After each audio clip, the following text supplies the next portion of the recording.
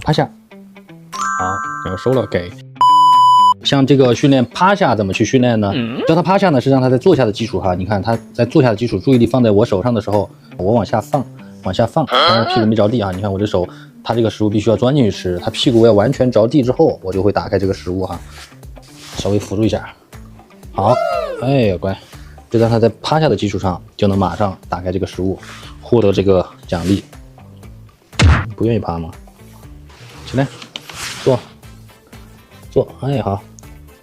注意力放在我手上的时候，来手突然往下，好，哎，好哥，哎，还要手按一下，辅助一下，就刚开始可以，趴下之后再打开食物奖励啊，多次反复之后呢，他就明白了，趴下之后就会获得这个吃的哈。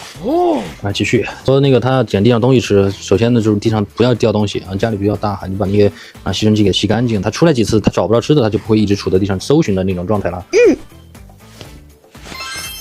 基本上你能达到一个状态，就是就跟坐下是一样的哈。你能达到每次你的手往下放，它都能趴下，然后你打开食物去奖励它之后呢，我们下一步就是让它学会趴下之后要学会等待了啊，不是说趴下之后就你手一离开它就动了。你看，比如说演示一下哈，来手往下放，它能趴下，然后给它奖励，然后下一步呢是我收，我给，让它趴着就别动，不然就是你一收它就跑了，那也不行。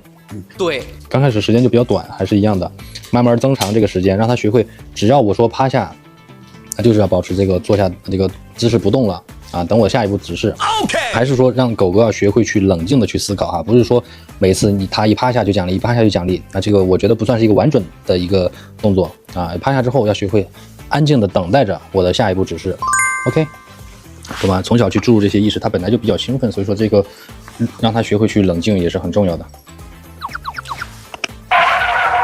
过来，来坐，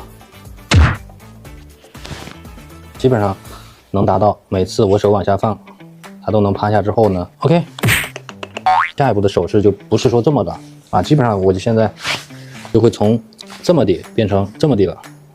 好，你看我的手背就对着它了，慢慢的手势就会变成，你看我指一下，哎，它就能趴下啊，起来。